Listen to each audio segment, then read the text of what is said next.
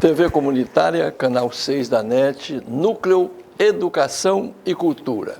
Começamos hoje aqui agradecendo a presença amiga da Sueli Ema Malato Franco. Ela que é socióloga, trabalha também na área, atendendo o público, na nossa Câmara Municipal, junto ao gabinete do vereador Raimon. Sueli Ema, nossos agradecimentos pela sua presença aqui, viu? Seja bem-vinda. Sueli, você trabalhou muito antes de vir a trabalhar diretamente num gabinete de um político, né? Na área também, digamos assim, de pastorais, religiosa, né? Então, aí você complementa, trabalhando, cursando, ou seja, juntando a teoria à prática, ciências sociais, no caso, ciências políticas e ciências sociólogas que você se formou, e gerou essa pessoa maravilhosa que nós conhecemos, que nos atende. Aqui a TV Comunitária, Canal 6 da NET, leva muitas questões que a gente chama de origem culturais, muitas demandas dos artistas, que vocês têm um trabalho maravilhoso desempenhando lá. Mas vamos começar um pouquinho, fala um pouquinho das pastorais da Igreja Católica. Sim, eu quero, antes de mais nada, agradecer a generosidade do seu convite. A casa é sua.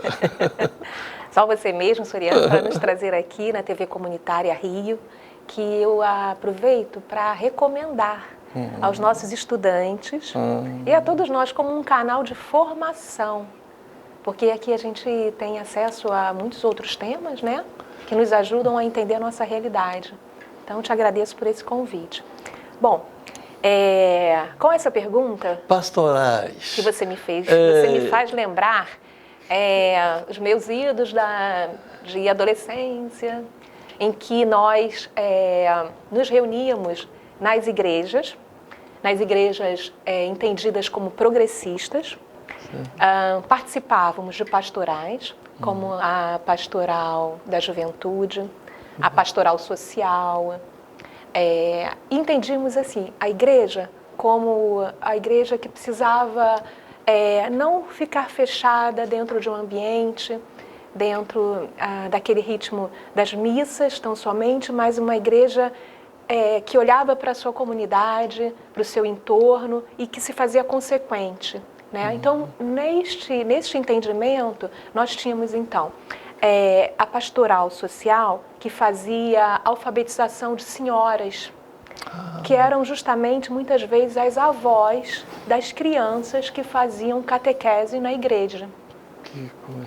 E quando nós íamos às avós para fazer essa alfabetização de adultos, era muito importante que nós ouvíamos dessas avós: que bom que eu estou começando a ler para poder conversar com a minha neta sobre os conteúdos da catequese. Então, elas se sentiam assim felizes por poder, ao entender as letras, podiam também conversar com as suas netas.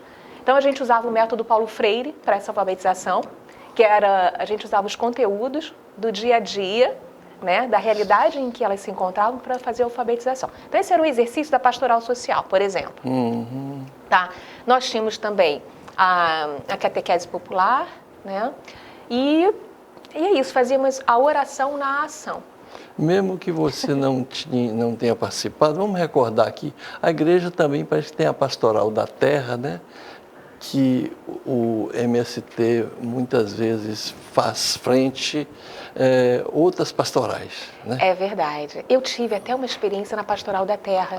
É verdade, nas romarias da terra. Já que estamos falando também da minha trajetória, eu vou lembrar a vocês que eu fiz um curso de fotografia. Legal. E esse curso me deu a experiência justamente de participar das romarias da terra, organizadas pela Comissão Pastoral da Terra. Então, eram romarias que reuniam trabalhadores rurais de vários estados do Brasil e, encaminhada em procissão, reafirmavam o direito à terra, a importância da relação com a terra, com a produção, de tirar dali o seu alimento, o que fortalecia o trabalhador, a consciência de que ele é dono da terra, de que dali ele tira o seu sustento, e é ali onde ele se organiza, dava a ele força para continuar trabalhando e para se organizar. Eu me lembro dessas romarias, que até hoje acontecem. Bacana. É muito forte essa emoção. Eu sei que, paralelamente, a igreja tinha a tais juventude estudantil, juventude universitária, juventude operária, Jeque, Juque, que eu acho que também fazia aí um interface nesse trabalho com vocês. É verdade, as juventudes, é verdade. Dentro da igreja, tinha a ACO, Ação Católica Operária. Participei, católica, que depois virou Movimento Familiar Cristão. Que legal. E a figura do Dom Helder, como é que chegava para vocês? Os ensinamentos, o exemplo dele? O Dom Helder, sabe que agora eu me lembrei de uma coisa tão importante que certa vez eu ouvi, que ele dizia, né? Dizia assim, quando às vezes o levavam para uma delegacia, ele respondia assim, eu sou seu irmão. Mas como assim, meu irmão? O senhor não é meu irmão? Não, sim, sou seu irmão. Somos irmãos, filhos do mesmo pai. Por que estamos aqui? Não estamos em lugares opostos, não estamos lutando, guerreando contrariamente. Somos filhos do mesmo pai. Somos a mesma família. Que ele desarmava. Então vamos encontrar aí um caminho. Então desarmava, né? O repressor, quando fazia o repressor ouvir que ele era irmão dele.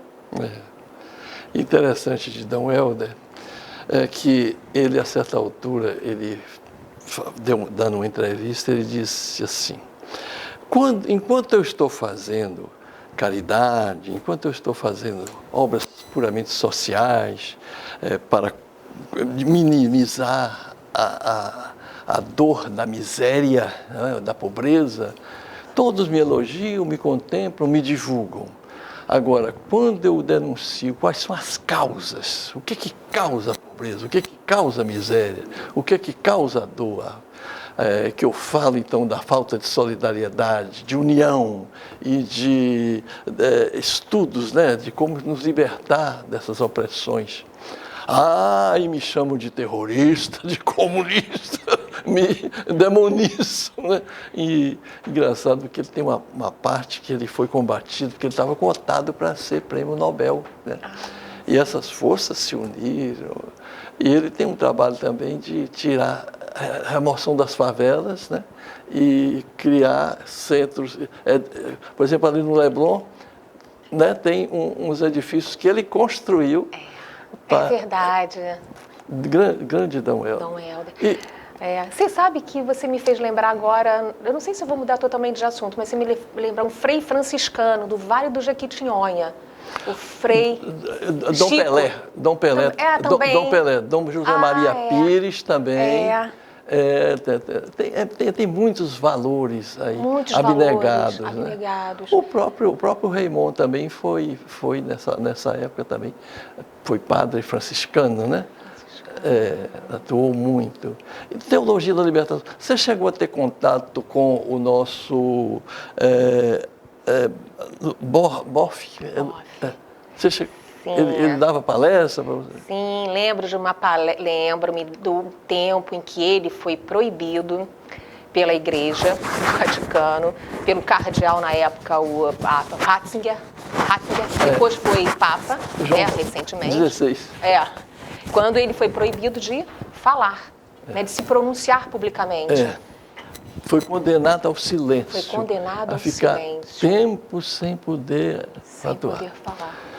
Mas, Sueli, você tem também um trabalho que você nos ajuda lá, que é divulgar a cultura, e tem projetos desenvolvidos lá pelo vereador, nosso querido Raymond, em que você faz parte de comissões lá na Câmara, porque me interessa passar aqui para o telespectador como é que está isso, a implantação.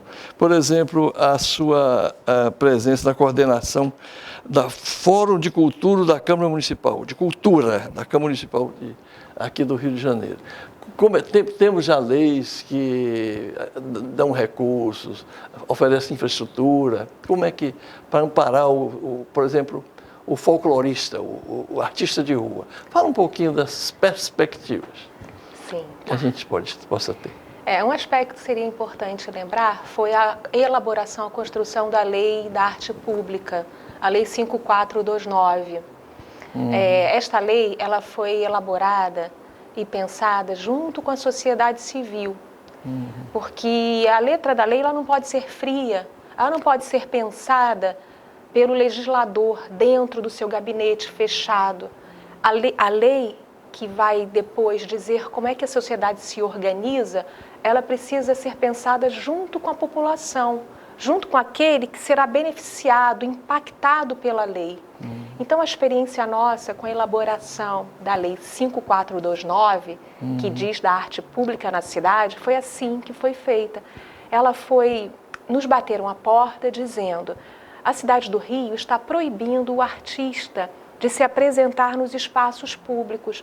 Temos sofrido repressão da Guarda Municipal. E precisamos, então, queremos mostrar à cidade que a arte não prejudica em nada a cidade. Muito pelo contrário, ela vai trazer alegria, humanizar o espaço público. Então, precisamos de você, do legislador, bateram a porta do vereador Raimon, pedindo que ele se associasse e se parcerizasse para construir um projeto de lei que mostrasse à cidade a importância do artista de rua. Então, fizemos muitos fóruns de cultura com a presença de artistas das várias linguagens, do circo, da dança, das artes visuais, do cinema, da música. E aí, em conjunto, elaboramos um projeto de lei que dizia da apresentação dos artistas nos logradouros públicos, com base na Constituição Federal. A Constituição Federal já diz, já resguarda o direito à liberdade de expressão. Então, como não tínhamos na cidade, naquela época, em 2009, do poder público, do poder municipal, o respeito à Constituição Federal no que tange a esse artigo, tivemos que fazer um projeto de lei. Esse projeto ele foi inicialmente vetado, recebemos do prefeito à época a alegação de que a lei era inoportuna e inconveniente para a cidade. Acho que foi Eduardo Paes. É verdade. Aí fomos, então, os artistas se reuniram, fizeram uma grande manifestação e convidaram o prefeito. O prefeito disse que iria e foi. Demorou 1 hora para chegar no evento, mas os artistas se mantiveram esperando. E quando o prefeito chegou, ele adentrou, na época lá no Tá na Rua, na Mendes Sá, 35. Sei. É uma casa de teatro do Amir Haddad. Estavam lá muitos artistas caracterizados pelas suas artes. E o prefeito, então, na hora, chamou o vereador Raimon e disse assim: olha, eu vim aqui para dizer os motivos do veto e que eu tenho que manter esse veto, queria explicar aos artistas. Mas, diante dessa realidade, eu vou confessar a você, eu vou ter que mudar de ideia. Eu vou ter que orientar a derrubada do veto. E aí ele falou, e trouxe aqui o meu secretário, na época era o vice-prefeito e também, fiz uma confusão. Não. Ele trouxe lá o líder de governo dele, da Câmara, e orientou o líder de governo para derrubar o veto. Isso foi a primeira vez que aconteceu. O próprio prefeito orientando o seu líder de governo para derrubar seu veto. Porque ele falou, não tenho como fazer diferente, porque os artistas... E então ele derrubou o veto foi derrubado, e a Lei 5429 depois ela foi, na verdade, promulgada pela Câmara, e hoje ela é uma realidade na cidade do Rio. Os artistas hoje... Depois dessa lei, na verdade, a arte pública se expandiu muito na cidade. Né? Os artistas têm a lei plastificada, literalmente. Eles plastificaram essa lei, andam com ela e dizem à guarda municipal, muitas vezes quando a guarda ainda não está, treinada o suficientemente. Mostra a lei e a guarda diz, então, se é lei eu tenho de respeitar porque eu também resguardo a lei na cidade e tal. Enfim, é isso. Então, o processo de elaboração da lei ele tem que ser participativo. É importante que seja participativo, porque se ele é participativo, a defesa pela sociedade desse projeto de lei. Ela passa a defender esse projeto porque está consciente da importância dele. Ô, Sueli, isso. E a parte de verbas, por exemplo, o governo deve ter seu orçamento e deve destinar também para a parte artística, né? Isso é cultura, e tem chegado aí como é que está essa parte aí? Tem tido. Eu sei que o carnaval aqui está uma miserê danada. É verdade. Né? Essa é outra questão. Também, aí voltamos à questão. Às vezes a gente não tem ainda, na cidade do Rio de Janeiro, um plano diretor. Preciso falar disso. É um plano diretor que faça um planejamento por anos. Porque se não tem isso, o que nós temos? Um gestor que pensa de um jeito, ele fica por 4 anos. Depois vem na sequência um outro gestor que pensa de outro jeito. Meu Deus. E trabalha diferentemente, sem dar, muitas vezes, continuidade a programas iniciados. E muitas vezes até deixando a descoberto um aporte orçamentário. Então, o que eu quero dizer é que é importante que nós tenhamos na cidade, para a cultura, um plano municipal de cultura. Um plano municipal que veja a cidade por 10 anos, que faça reservas orçamentárias e garanta um fundo municipal de cultura para fomentar os projetos sociais, os projetos culturais que existem na cidade.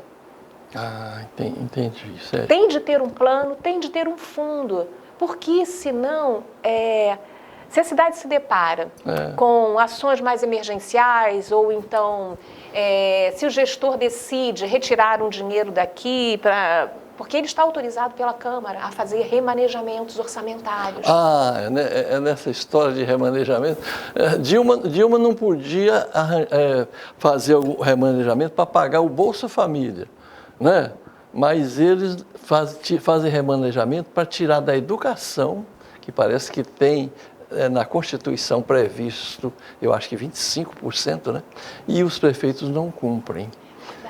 Remanejamento é o grande salto do gato ou do rato para desviar a verba para outras finalidades que a gente aqui. Por isso a gente tem que lutar pelo orçamento participativo. Sim. A sociedade tem que ficar de olho, tem que acompanhar. Eu sei que o Augusto Boal chegou até a fazer peças para retratar como é que essa coisa se passa, né? O orçamento participativo, ficar de olho na história dos remanejamentos, que é a válvula de escape aí para esse pessoal resolver os problemas dele. Assessoria de comunicação, democratização, isso me interessa, dá aí a quantas anda, e agradecemos também a você que tem sido uma batalhadora lá dentro da Câmara dessa nossa causa, porque Barbosa Lima já dizia que enquanto nós não tivermos agência próprias de notícias nossas, enquanto nós não tivermos nossos próprios meios de comunicação, nós não teremos alcançado o poder ou nos manteremos no poder. Porque enquanto a gente está aqui falando, vamos falar só para a cidade do Rio de Janeiro, no nosso canal 6 da NET, as outras estão falando para o Brasil todo, né? Então, aquela que é quase que monopólio, a nossa TV Globo, essa fala para 200 milhões de habitantes, enquanto no Jornal Nacional. E, então, isso precisa ser democratizado, ou seja, precisamos de... Nós aqui temos a luta que é para os canais chamados a TV aberta, o nosso canal 6 da NET, também transmitir através da TV aberta, ou seja, a nossos sinais atingirem também não só o Rio de Janeiro, como já atinge via online, sabe? A gente tem tvcrio.org.br, você pode também sintonizar aí. Mas a gente precisa dotar o telespectador com a mesma facilidade com que ele liga a Bandeirantes, a Globo, nos também ligar para saber as notícias, a quantas anda a cultura, essa luta do trabalhador, essas causas que eu chamaria proibidas, esses temas proibidos, privatizações, né? democratização dos meios de comunicação. Nós temos em elaboração uma lei para a destinação também de verbas para rádios comunitárias e TVs comunitárias. Como é que está esse processo lá nos trâmites municipais? E até posso perguntar assim ao nosso telespectador se ele conhece algum canal aberto em que ele possa assistir à luta dos trabalhadores, às suas reivindicações. Existe esse espaço hoje? Muito bem. Aberto? Não, a gente tem aqui na TV Comunitária Rio. Né?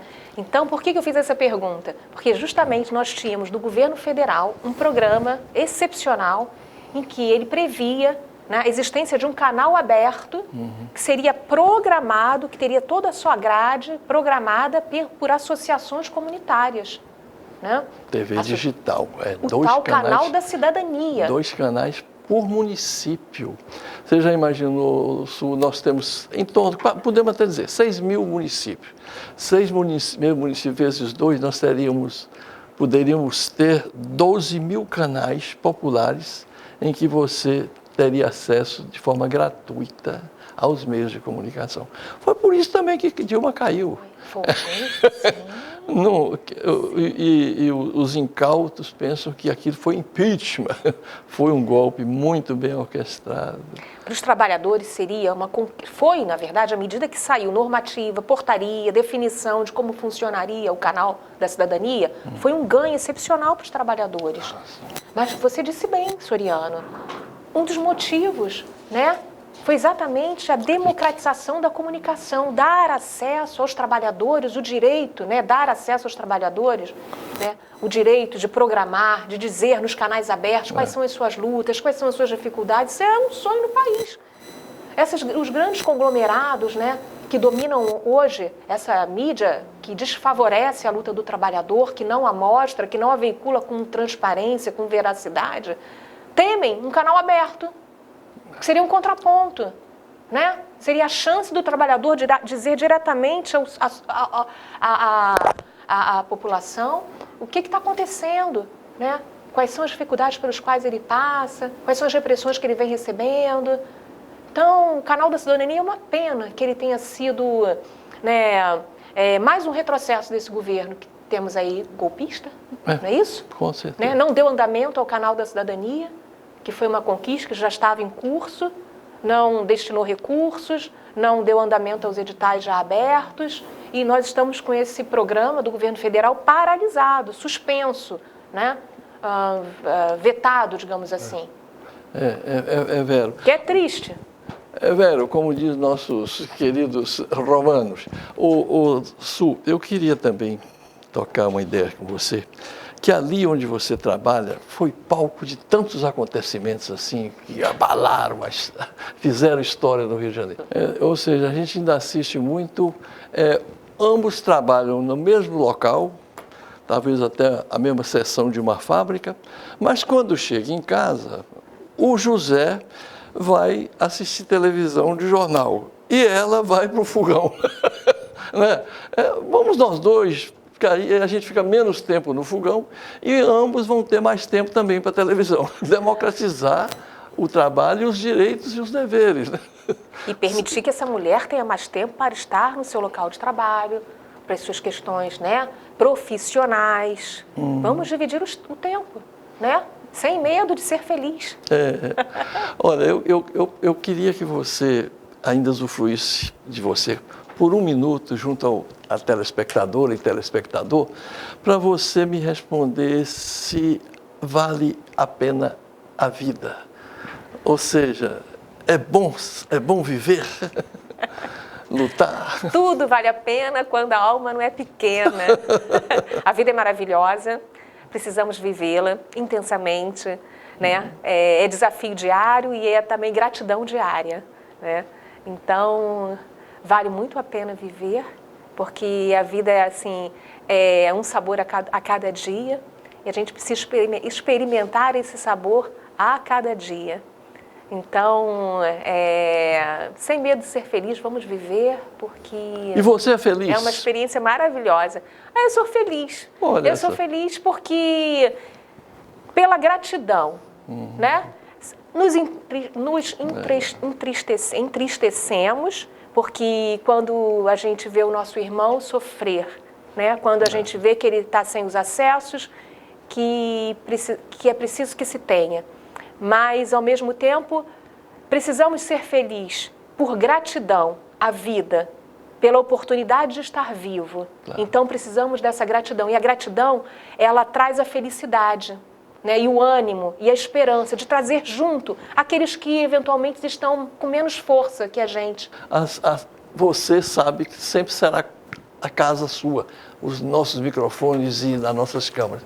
Obrigado. Volte sempre. Ô, Soriano, obrigada TV Câmara, obrigado a toda a equipe da TV Comunitária. Que dá esse suporte pra gente. Maravilha. Tá? E parabéns. Obrigada. TV Comunitária do Rio de Janeiro, canal 6 da NET, Núcleo Educação e Cultura, transmitindo online tvcrio.org.br. Obrigado.